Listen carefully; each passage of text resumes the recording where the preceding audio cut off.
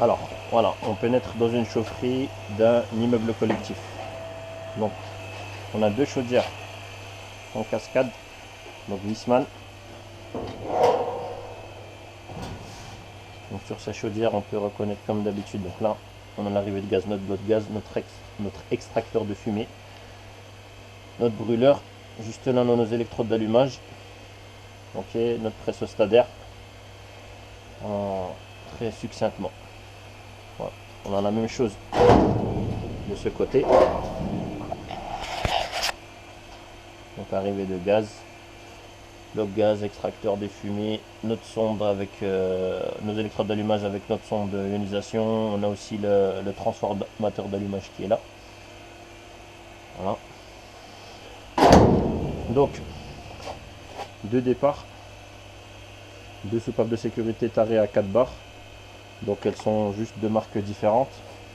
Donc ici on voit qu'on a une vanne qui est ouverte. Donc il est interdit à la base de mettre une vanne en amont de soupape de sécurité.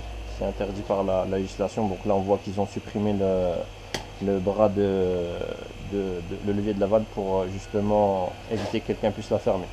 Donc là on va sur un pot à bout. Donc pot à bout et en même temps il fait des gazeurs. Donc départ, chauffage, pressostat manque d'eau. Donc il est réglé à 1 bar avec un différentiel de 1 bar. Donc on va sur un premier circuit. Donc c'est le circuit d'alimentation du ballon d'eau chaude. Donc on va aller alimenter ce ballon d'eau chaude. Donc on a notre boucle ici. Voilà. Donc on va réchauffer un ballon d'une capacité de combien de litres? On a 950 litres.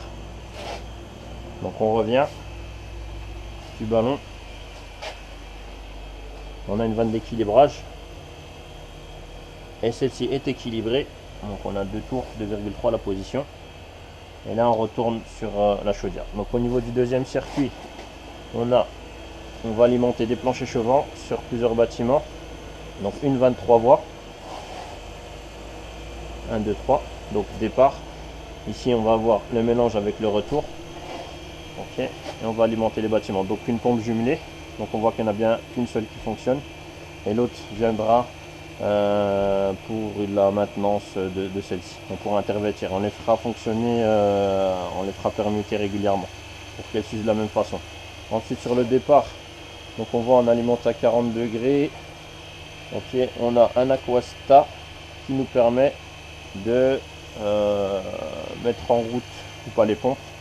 Donc cet aquastat là va servir les pompes. Et on a une sonde de départ. Ok, donc là on chauffe le chauffage et ensuite on va dans notre bâtiment. Donc le retour se fait par là. Donc on revient, on a 33 degrés environ. Donc là on est complètement ouvert. Donc, pas d'équilibrage sur le retour. Donc là on est sur le collecteur de retour.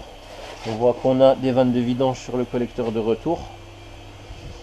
Ensuite si je vais derrière la chaudière, donc on a un filtre, notre vase d'expansion. On arrive sur un second pot à bout avec un dégazeur au dessus. Et là on arrive sur le retour de chauffage. On a deux vannes, deux voies motorisées qui fonctionnent en tout ou rien. Donc sur l'évacuation des fumées, on peut voir on a une sorte de son qui permet d'analyser les fumées, donc qui va directement automatiquement améliorer la combustion. Donc voilà, donc notre soupape de sécurité. Et là ici on a l'armoire électrique et ici on a la régulation. Donc on voit deux chaudières qui fonctionnent en cascade.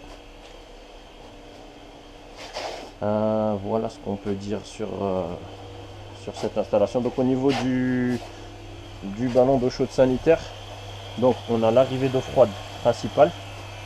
Donc là on vient alimenter le circuit de chauffage. Donc vanne d'arrêt, filtre, notre disconnecteur, notre compteur d'eau. Ensuite on a un vase d'injection. Et là on a un réducteur de pression et une seconde vanne d'arrêt. Ça nous permet de remplir, de faire la point, remplissage du circuit ou faire son appoint. Ensuite ici, on a l'eau froide sanitaire qui va être réchauffée. Donc le clapet anti-pollution, une soupape de sécurité carrée à 7 bars.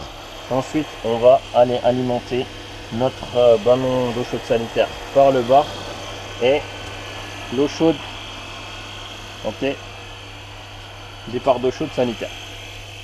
Ok, eau chaude sanitaire. Donc notre eau chaude sanitaire, il y a un bouclage. Donc ce bouclage, il est là. Ok, donc on a une pompe de bouclage. Donc avec un corps qui est spécifique spécifique à l'eau de qualité sanitaire. Donc un clapet anti-retour. Et là, on va alimenter directement le ballon.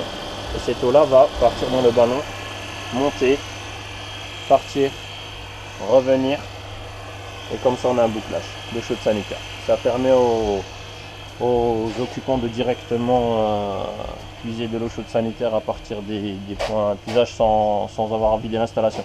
Au niveau du gaz, on a une capacité tampon, ici un réservoir tampon, donc la filtre détendeur, et on voit là on a un manomètre, donc on alimente nos chaudières à 34 millibars. Voilà pour les chaudières.